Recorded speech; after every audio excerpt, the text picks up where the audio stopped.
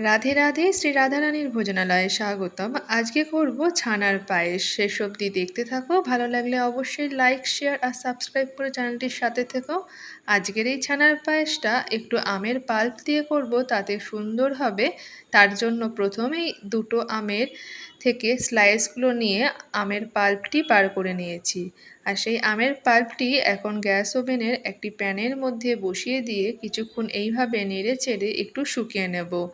এইভাবে আমের পাল্প শুকিয়ে নিয়ে তারপর সেটিকে ছানার পায়েসে ব্যবহার করলে সেই দুধ আর কোনো রকমভাবেই ছানা কেটে যাওয়ার সম্ভাবনা থাকে না। তাই জন্য প্রথমেই আমের পাল্পটিকে খুব ভালোভাবে এইভাবে নেড়ে চেড়ে নিয়ে একটু শুকনো করে নেব।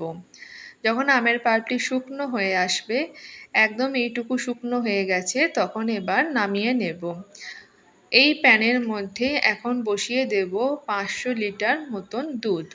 আর এই দুধটা আমার আগে থাকতেই গরম করা ছিল, তাই জন্যই আমি এই আমের যে প্যানটিতে শুকনো করলাম সেই প্যানটিতেই দুধটা দিয়ে দিয়েছি। আর খুব ভালোভাবে যেটুকু আমের পাল্প লেগেছিল প্যানের মধ্যে সেইটুকু দুধও খুব ভালোভাবে দুধের সাথে এইভাবে মিশিয়ে নিচ্ছি। এখন দুধটাকে ফুটিয়ে নিয়ে অল্প একটু ঘন করব। দুধটা যখন ফুটে আসবে তখন এর মধ্যে দিয়ে দেব গুঁড়ো দুধ। গুঁড়ো দুধটা আমি সবসময় অল্প গরম দুধ কিংবা অল্প গরম জলের মধ্যে মিশিয়ে দেওয়ার চেষ্টা করি, তাতে গুঁড়ো দুধ কোনোভাবেই দলা পাকিয়ে যায় না। এখানেও তাই অল্প একটু গরম দুধের মধ্যেই গুঁড়ো দুধ 3 চামচ মতন মিশিয়ে নিয়েছিলাম, আর তারপর এই দুধের সাথে খুব ভালো করে মিশিয়ে নিয়েছি। এখন গ্যাসের ফ্লেমটা মিডিয়াম টু হাইয়ের মধ্যে রেখে এইভাবে নেড়ে চেড়ে, যাতে দুধটা উতলে পড়ে না যায় তার জন্য মাঝে মাঝে এইভাবে নেড়ে নিতে হবে। আর দুধটা যখন অল্প একটু ঘন হয়ে আসবে তখন এর মধ্যে দিয়ে দেব আগে থাকতে শুকনো করে রাখা এই আমের পাল্পটিকে। এবার এই আমের পাল্পটি ভালো করে দুধের সাথে খুব ভালোভাবে মিশিয়ে নেব। এই আমের সিজনে তোমরা খুব সহজে এইভাবে আম দিয়ে ছানার পায়েস রেডি করতে পারো। খুব সুন্দর হয় খেতে।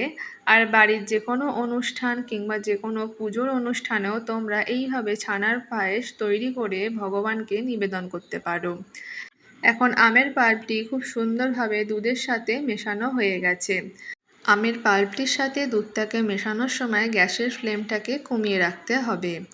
খুব ভালোভাবে যখন মিশে যাবে তখন দিয়ে দিচ্ছি চিনিটা। 4 চামচ পরিমাণ এখানেতে চিনি ব্যবহার করেছি। তারপরে এই চিনিটাকেও খুব ভালোভাবে মিশিয়ে নেব।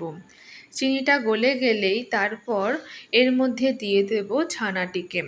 আগে থাকতে এখানে ছানা আমি তৈরি করে রেখেছিলাম। 1 লিটার দুধ দিয়ে ছানাটি রেডি করেছি। আর সেই ছানাটি যদি লেবু কিংবা ভিনিগার দিয়ে তৈরি হয়, অবশ্যই ছানার থেকে খুব ভালোভাবে জলটা বার করে নেবার পর সেই ছানাটিকে জল দিয়ে কিন্তু ধুয়ে নিতে হবে। ছানার মধ্যে যেন টক ভাব না থাকে। তাই লেবু হোক কিংবা ভিনিগার হোক, ছানাটিকে বানানোর পর অবশ্যই ছানার থেকে একদম জলটা বার করে নিতে হবে। ছানাটা একদম শুকনো অবস্থায় রেডি করে নিতে হবে। আর ছানাটাকে অবশ্যই একটু জল দিয়ে ধুয়ে নেওয়া দরকার, যাতে ছানাতে টক ভাবটা একদম চলে যায়। এরপর ছানাটিকেও খুব ভালোভাবে মিশিয়ে নিয়েছি। আর মেশানো হয়ে গেলে এবার গ্যাসের ফ্লেমটা বন্ধ করে নেব। এই রকম অল্প একটু ঘন, অল্প একটু পাতলা এইরকম অবস্থাতেই এই ছানার পায়েসটিকে রেডি করলে ভালো হয়। আর ওপর থেকে নিজের পছন্দর মতন ড্রাই ফ্রুট ছড়িয়ে নিতে হবে। আমি এখানেতে আমন্ড বাদাম, কাজু কিশমিশ একদম ছোট্ট ছোট্ট করে বানিয়ে রেখেছিলাম আর সেটাই দিয়ে দিলাম। যেহেতু এটা আম দিয়ে তৈরি করছি, তার জন্য কোনো রকমভাবে আর এলাচের গুঁড়ো কিংবা কোনো রকম ঘি কিচ্ছু দিইনি।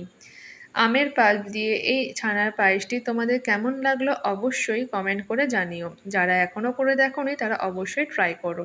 রাধে রাধে।